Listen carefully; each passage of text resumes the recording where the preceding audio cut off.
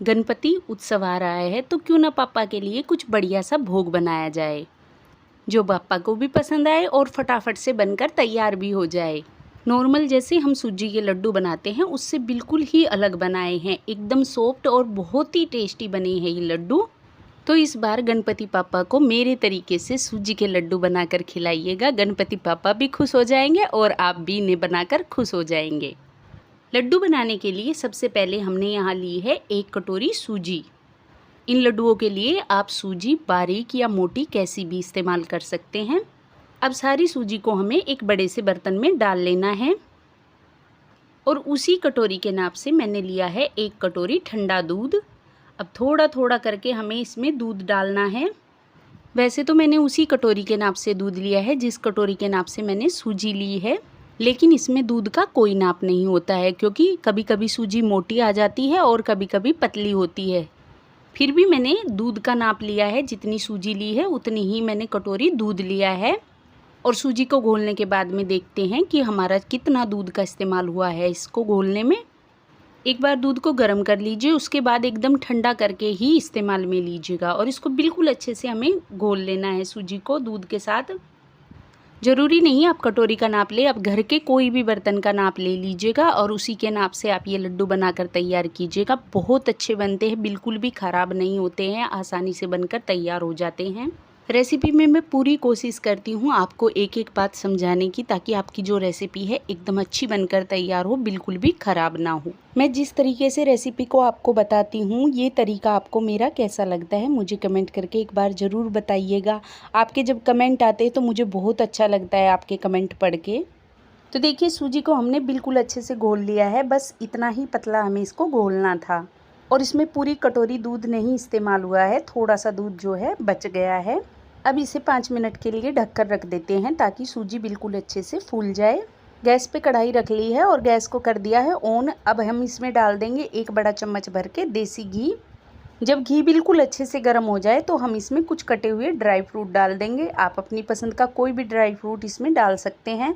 पहले मैंने बादाम डाला है, बादाम को हम थोड़ा सा हल्का सा भून लेंगे, क्योंकि अगर हम ऐसे फ्राई करके ड्राई फ्रूट का इस्तेमाल करते हैं किसी भी लड्डू में या बर्फ़ी में तो उसका टेस्ट बहुत ही अच्छा आता है। तो देखिए बादाम बिल्कुल अच्छे से फ्राई हो गए हैं। अब हम इन्हें एक बर्तन में निकाल लेते हैं। अब हम इसी घी में डाल देंगे तरबूज के बीज। यहाँ मैंने तरबूज के बीज का इस्तेमाल किया है, आप चाहे तो इसकी जगह खरबूजे के बीज का भी इस्तेमाल कर सकते हैं, उनका भी टेस्ट इन लड्डुओं में बहुत अच्छा आता है। इनको भी हल्का सा हमें फ्राई कर लेना है।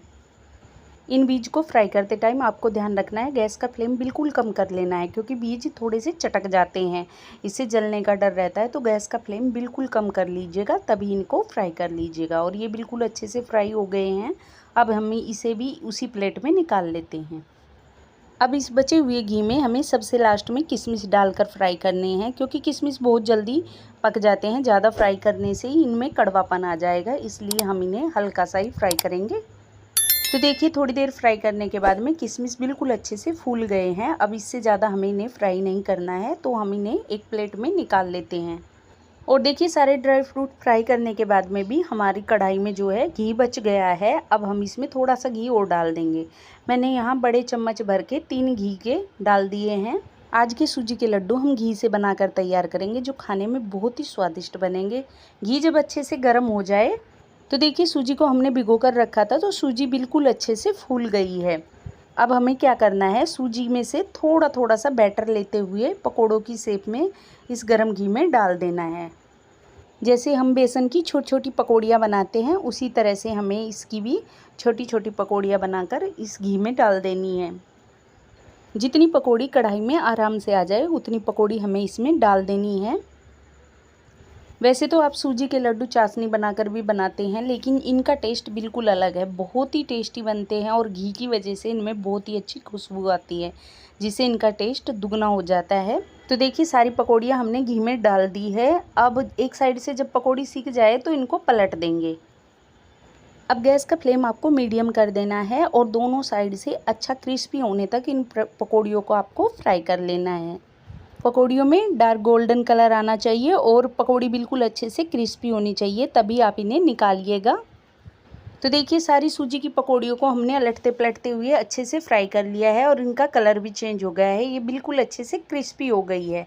तो अब हम इन्हें निकाल लेते हैं और जो बाकी का बैटर बचा है उससे भी हमें इसी तरह से सारी पकौड़ियाँ बनाकर तैयार कर लेनी है। तो ये देखिए सूजी की जो है पकौड़ी मैंने सारी बनाकर तैयार कर ली थी और इनको बिल्कुल अच्छे से हमने ठंडा कर लिया है। अब हमें इसे इस तरह से छोटे छोटे टुकड़ों में तोड़ देना है और देखिए सारी पकौड़ियों को मैंने तोड़ लिया है और तोड़ने के बाद में हम इन्हें डाल देंगे मिक्सी के जार में और इनका बिल्कुल बारीक पाउडर बनाकर तैयार कर लेंगे। पकौड़ियों को बिल्कुल अच्छे से ठंडा कर कर ही पीसिएगा, तभी ये बिल्कुल अच्छे से पीस पाएगी। और देखिए सूजी की जो पकौड़ियाँ थी उनको बिल्कुल बारीक पीस लिया है। अब एक बोल ले लेंगे और उसमें सारा ये जो हमने पीस कर तैयार किया है ये सारा हम इसमें डाल देंगे। अब इस पिसे हुए मिक्सचर में हमें डालना है बूरा। बूरा डाल लीजिए या चीनी का पाउडर हो आपके पास तो चीनी का पाउडर डाल लीजिएगा। जो खाने वाली चम्मच है उसके नाप से मैंने यहाँ 4 चम्मच भर के इसमें बूरा डाल दिया है। अब बूरा डालने के बाद में इसको बिल्कुल अच्छे से हाथों से मिक्स कर देना है। हाथों से ही मिक्स कीजिएगा, चम्मच से अच्छे से नहीं हो पाएगा। तो देखिए बूरे को हमने बिल्कुल अच्छे से इसमें मिक्स कर दिया है। अब जो ड्राई फ्रूट हमने फ्राई किए थे वो भी इसमें डाल देंगे। अब हम इसमें डालेंगे नारियल का बुरादा। यहाँ मैंने खाने वाली चम्मच के नाप से ही 4 चम्मच भर के इसमें नारियल के बुरादे का इस्तेमाल किया है। ये डालने से लड्डू बहुत ही अच्छे बनेंगे और इनका टेस्ट भी बहुत अच्छा आएगा। नारियल का बुरादा डालने के बाद में एक बार फिर से इसे बिल्कुल अच्छे से मिक्स कर देना है ताकि जो हमने इसमें ड्राई फ्रूट डाले हैं या नारियल का बुरादा डाला है वो भी बिल्कुल अच्छे से मिक्स हो जाए। सारे सामान को हमने बिल्कुल अच्छे से मिक्स कर दिया है। अब यहाँ मैंने घी को गर्म कर लिया है। अब 2 बड़े चम्मच भर के इसमें हम पहले घी डालेंगे और घी की ज़रूरत लगी तो बाद में हम इसमें और घी का इस्तेमाल करेंगे।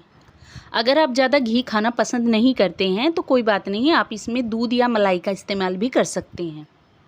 घी को डालने के बाद में एक बार फिर से हमें बिल्कुल अच्छे से मिक्स कर देना है और देखिए इसको मिक्स करने के बाद में हमें नहीं लगता कि इसमें हमें और घी डालने की ज़रूरत है, तो हम इसमें और घी का इस्तेमाल बिल्कुल भी नहीं करेंगे। अब इस मिक्सचर में से हम थोड़ा सा मिक्सचर ले लेंगे और इसके इस तरह से हम हल्के हल्के हाथ से दबाते हुए लड्डू बनाकर तैयार कर लेंगे।